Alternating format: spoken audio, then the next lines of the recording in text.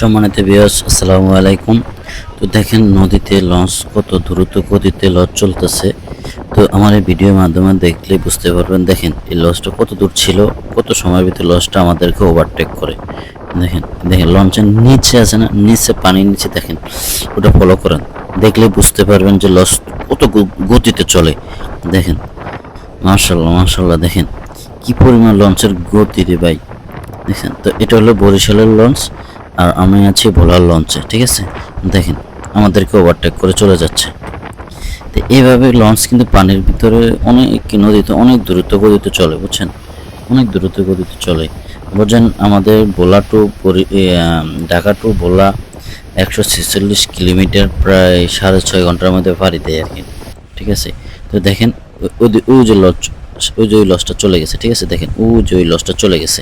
তো ভালো থাকবেন, সুস্থ থাকবেন, আল্লাহ হাফেজ, টাটা।